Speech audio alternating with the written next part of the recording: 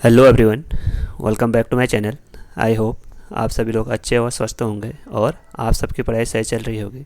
तो क्योंकि अब बोर्ड एग्ज़ाम नज़दीक हैं तो उसी को ध्यान में रखते हुए यहाँ पे हम एनसीईआरटी के एक्सरसाइज क्वेश्चन सीरीज़ को चालू कर रहे हैं, जिसमें हम आज डिस्कस करेंगे एमिन वाले टॉपिक में एनसीईआरटी के एक्सरसाइज क्वेश्चन नंबर 11 को। और ये सभी क्वेश्चन हमारे कॉन्सेप्ट पर बेस्ड होंगे।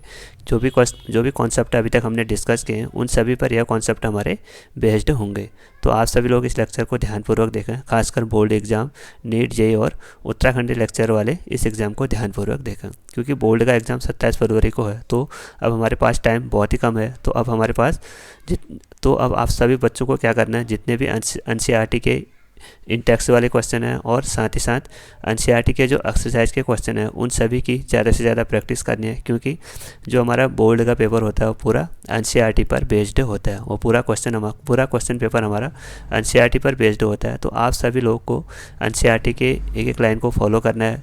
तो इसमें मैं एक बार वीडियो बना दूंगा कि आपको एनसीईआरटी के कौन कौन से क्वेश्चन को डिस्कस करना है। तो आइए डिस्कस करते हैं आज के फर्स्ट क्वेश्चन को। यहाँ पे क्वेश्चन है हमारा, यहाँ पे हमको कुछ रिएक्शन दिए हैं, उन सभी रिएक्शन को यहाँ पे हमने कंप्लीट करना है। ठीक है, यहाँ पे अलग अलग रिएक्शन दिए हैं, उनको यहाँ पे कंप्लीट करना है। तो सबसे फर्स्ट रिएक्शन है यहाँ पे C6H5NH2 यानी एनिलीन की रिएक्शन करनी है यहाँ पे CHCl3 प्लस अल्कोहल QH के साथ। आई होप आप सभी को ये रिएक्शन आती होगी, क्योंकि ये रिएक्शन हमारी इसको बोलते हैं हम आइसोसाइनाइड रिएक्शन। इसको क्या बोलते हैं हम?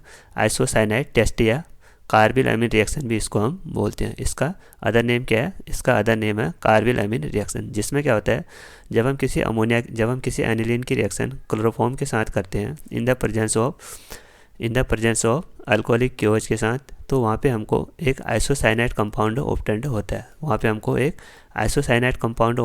है। जो कि बहुत बदबूदार स्मेल का होता है, जिसको बोलते हैं हम फॉल स्मेल।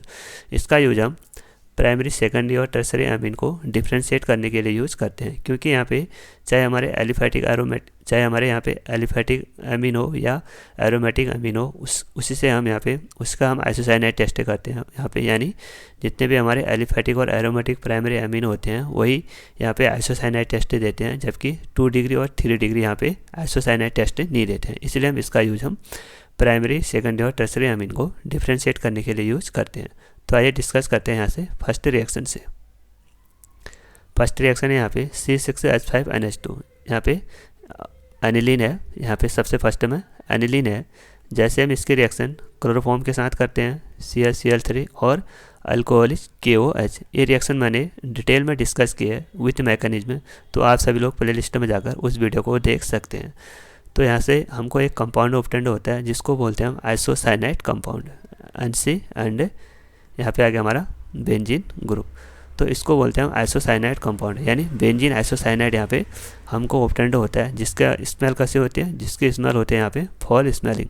इसको बोलते हैं फॉल स्मेलिंग। इसका यूज हम 1 डिग्री, 2 डिग्री और 3 डिग्री अल्कोहल को डिफ्रेंशिएट करने के लिए यूज करते हैं। तो आई होप आप सभी को ये कार्बिल अमीन वाली रिएक्शन समझ में आ गई होगी। तो आइए अगली रिएक्शन डिस्कस करते हैं। अगली रिएक्शन है यहाँ पे भी हमको बेंजीन डायजोनियम क्लोराइड दिया है, यानी N triple bond N positive and Cl negative, और यहाँ पे बेंजीनिंग इससे अटैच्ड है।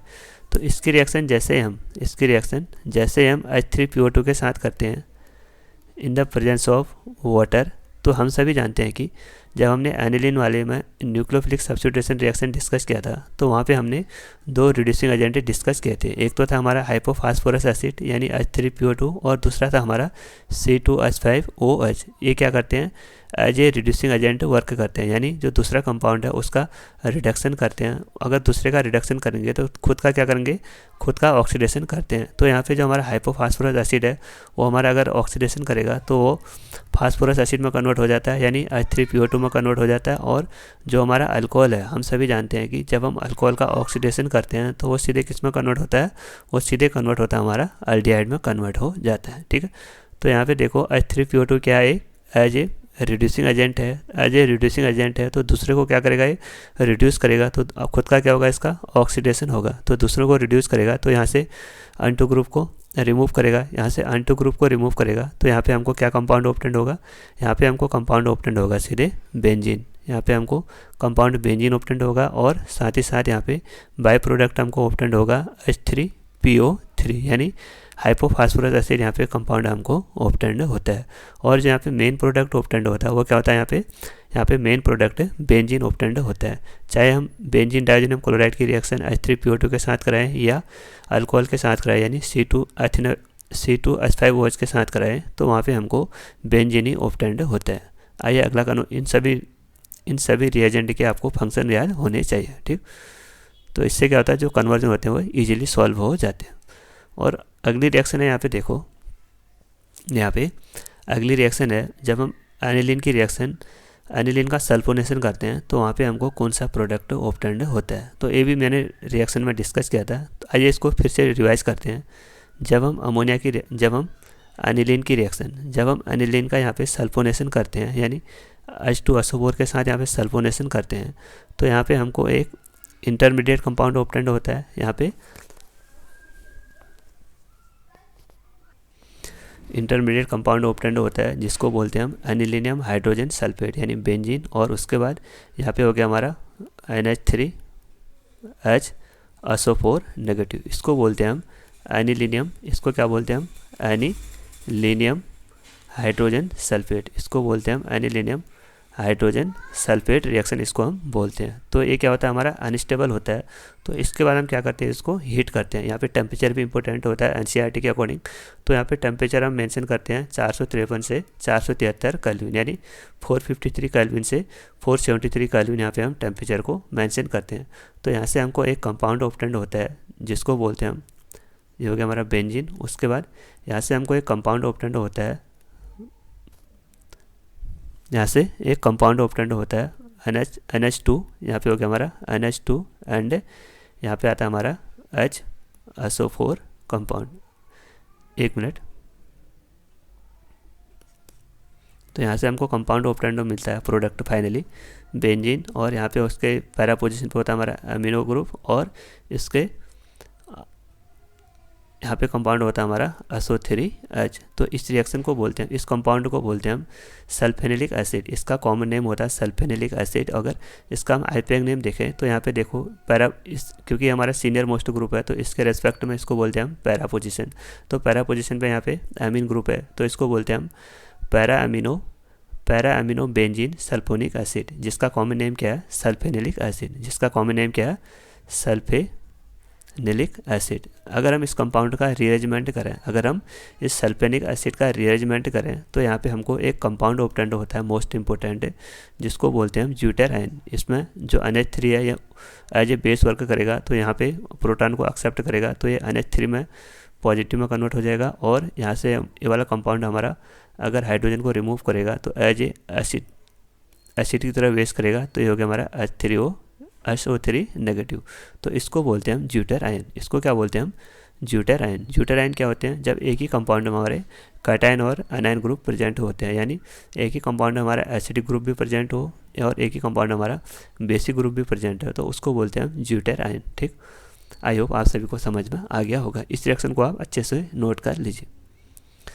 उसके बाद यहाँ पे अगला कन्वर्जन आ गया। देखो ये रिएक्शन अभी हमने डिस्कस की थी, जो अभी हमने हाइपोफॉस्फोरस एसिड डिस्कस किया था, सेम उसमें अभी मैंने इसके फंक्शन को आपको बताया था। इसका फंक्शन क्या होता है, इसका फंक्शन होता है ये एज ए रिड्यूसिंग वर्क करता है, यानी दूसरे कंपाउंड का तो ये रिडक्शन करेगा, खुद का क्या होगा, ये ऑक्सीडेशन होगा। जहाँ पे अल्कोहल है, अगर अल्कोहल खुद का ऑक्सीडेशन करता है तो किस में कन्वर्ट होता है, वो सीधे कन्वर्ट होता है हमारा एल्डिहाइड में, यानी CH3CH2 में कन्वर्ट होगा। और जो यहाँ पे बेंजीन डायोजेनियम क्लोराइड है, जो यहाँ पे बेंजीन डायोजेनियम क्लोराइड है, वो सीधे किस में कन्वर्ट होता है, वो सीधे कन्वर्ट हो जाए यहाँ पे बेंजीन में कन्वर्ट हो जाता है। तो यहाँ पे हमको कंपाउंड ऑब्टेंड होगा बेंजीन प्लस एल्डिहाइड यानी एसिटाल्डिहाइड CH3CH2। ठीक है, तो ये क्या है, ये एज ए रिड्यूसिंग एजेंट है। तो रिड्यूसिंग एजेंट है तो दूसरों को क्या करेगा, रिड्यूस करेगा, और खुद का क्या होगा, ऑक्सीडेशन होता है।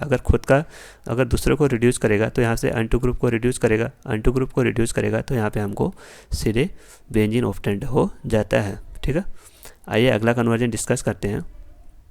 हाँ देखो, फिर से यहाँ पे एनिलीन का ब्रोमिनेशन करना है। यहाँ पे एनिलीन है, यहाँ पे एनिलीन है, इसका करना है यहाँ पे bromination, Br2 in the presence of aqueous medium. तो हम सभी जानते हैं कि देखो जो एनिलीन में नाइट्रोजन होता है उसके पास लोन पेयर ऑफ इलेक्ट्रॉन होते हैं। तो लोन पेयर ऑफ इलेक्ट्रॉन जो हमारा NH2 ग्रुप होता है ये स्ट्रॉन्ग एक्टिवेटिंग ग्रुप होता है, स्ट्रॉन्ग एक्टिवेटिंग ग्रुप होता है। यानी ये क्या करता है, जितने भी हमारे बेंजीन रिंग में इलेक्ट्रॉन को डोनेट करेगा और जितने भी इसमें आर्थो पोजीशन हो गए, ये भी आर्थो पोजीशन और ये पैरा पोजीशन पे, तो इन सभी को क्या करता है, एक्टिवेट कर देता है। यानी जो हमारा अटैकिंग रेजेंट होगा इलेक्ट्रोफाइल, वो इसके आर्थो पोजीशन पे अटैक करेगा, फिर से वो पैरा पोजीशन पे अटैक करेगा और फिर से वो इसके आर्थो पोजीशन पे अटैक करता है। तो यहाँ पे जो ब्रोमीन ग्रुप है वो सभी पोजीशन पे ऑक्यूपाइड हो जाता है।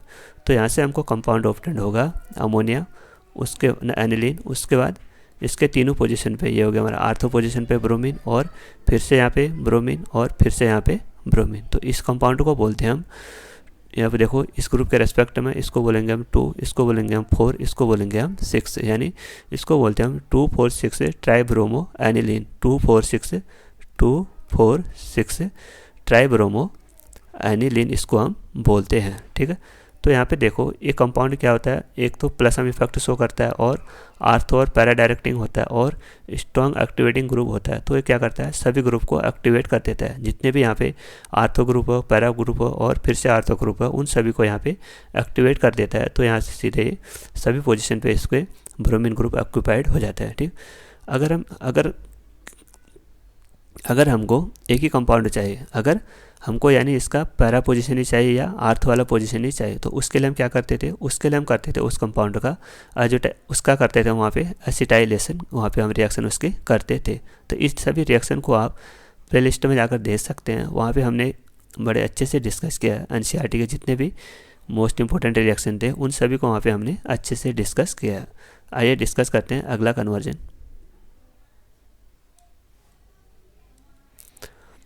यहाँ पे देखो जब हम एनिलीन की रिएक्शन एसिटिक एनहाइड्राइड के साथ करते हैं तो इस रिएक्शन को बोलते हैं हम एसिटाइलेशन। इस रिएक्शन को क्या बोलते हैं हम, एसिटाइलेशन इस रिएक्शन को हम बोलते हैं। ठीक है, इसमें क्या करेंगे हम, देखो सबसे पहले यहाँ पे बेंजीन हो गया, सबसे पहले यहाँ पे ना एनिलीन हो गया NH2 के पास क्या होते हैं, हमारे लोन पेयर ऑफ इलेक्ट्रॉन होते हैं। उसके बाद इसकी रिएक्शन करें हम यहाँ पे एसिटिक एनहाइड्राइड के साथ, इसको जब हम ओपन करेंगे तो CH3 C double bond O, उसके बाद O C double bond O and CH3। तो यहाँ पे देखो ऑक्सीजन मोर इलेक्ट्रोनेगेटिव होगा, यहाँ इस साइड भी है और यहाँ इस साइड भी है, तो ऑक्सीजन मोर इलेक्ट्रोनेगेटिव होगा तो इस पर क्या आ जाएगा, तो इस पर क्या था हमारा नेगेटिव चार्ज, यानी ये इलेक्ट्रॉन को अपनी ओर अट्रैक्ट करेगा और इस पे क्या था हमारा पॉजिटिव चार्ज। तो यहाँ पे क्या होगा, इलेक्ट्रॉन की डेफिशिएंसी होगी।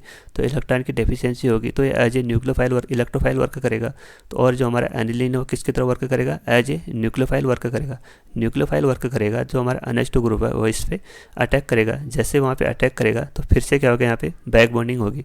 तो यहाँ पे फिर से बैक बॉन्डिंग होगी। तो यहाँ पे देखो यहाँ से हमारा एक ग्रुप फिर से बैक बॉन्ड करेगा, तो यहाँ पे कार्बन के 5 वैलेंसी हो जाएंगी, जबकि कार्बन की कितनी वैलेंसी होती है, 4 वैलेंसी। तो यहाँ पे 4 वैलेंसी होती है। तो यहाँ से हमारा CH3CO ग्रुप क्या हो जाएगा, हमारा रिमूव हो जाता है। और तो यहाँ से हमको कंपाउंड ऑब्टेंड होगा बेंजीन।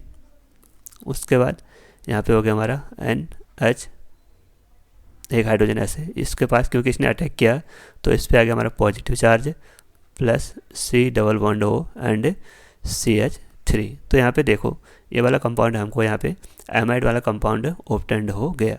बट यहाँ पे देखो नाइट्रोजन क्या होता है, हमारा इलेक्ट्रोनेगेटिव होता है। तो इलेक्ट्रोनेगेटिव पे पॉजिटिव चार्ज हमारा अनस्टेबल होता है। तो उसको स्टेबिलिटी देने करने के लिए हम क्या करते हैं, उसको स्टेबिलिटी देने के लिए यहाँ पे जो हाइड्रोजन होता है, अपने हाइड्रोजन क्या करता है, अपने इलेक्ट्रॉन इसको डोनेट करेगा, अपने इलेक्ट्रॉन इसको डोनेट करेगा। तो इससे पॉजिटिव चार्ज क्या होगा, इसका न्यूट्रलाइज हो जाएगा। इसका पॉजिटिव चार्ज न्यूट्रलाइज होगा तो ये H पॉजिटिव किसके साथ ऐड हो जाएगा, H पॉजिटिव इस CH3COH के साथ ऐड हो जाएगा। तो यहाँ से हमको एक कंपाउंड ऑब्टेंड होगा। पहले तो यहाँ पे CH3COH ग्रुप रिमूव होगा, पहले तो यहाँ पे CH3CO ग्रुप रिमूव होगा। तो उसके बाद यहाँ पे हमको कंपाउंड ऑब्टेंड होगा बेंजीन एंड NHCOCH3। तो यहाँ पे हमको फाइनली ये वाला कंपाउंड ऑब्टेंड हो जाता है। तो इस रिएक्शन को बोलते हैं हम एसिटाइलेशन रिएक्शन, इस कंपाउंड को हम बोलते हैं। ठीक है, आई होप आप सभी को ये समझ में आ गया होगा। ये मैंने विथ मैकेनिज्म में भी डिस्कस कर दिया है। आइए अब लास्ट कन्वर्जन डिस्कस करते हैं। लास्ट कन्वर्जन है यहाँ पे, जब हम बेंजीन डाइज़ोनियम क्लोराइड की रिएक्शन फ्लोरोबोरिक एसिड के साथ करते हैं और उसके बाद हम उसके रिएक्शन NaNO2 के साथ करते हैं, तो वहाँ पे हमको कौन सा कंपाउंड ऑब्टेन्ड होता है। तो आइए इसको अच्छे से डिस्कस करते हैं।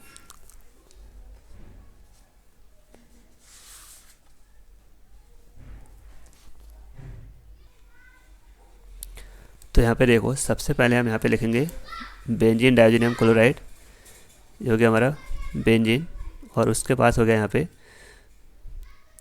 N triple bond Cl negative. ठीक है, तो इसकी रिएक्शन सबसे पहले कर रहे हैं हम यहाँ पे HbF4 के साथ, HbF4 के साथ हम इसकी रिएक्शन इसके साथ करेंगे। तो यहाँ से क्या होगा, HbF4 कंपाउंड इस पर अटैक करेगा, यहाँ से Cl ग्रुप क्या हो जाएगा, हमारा रिमूव हो जाता है। तो यहाँ से Cl ग्रुप रिमूव हो जाएगा, तो यहाँ से हमारा -HCl रिमूव होगा, तो यहाँ पे हमको कंपाउंड ऑब्टेन्ड होगा बेंजीन।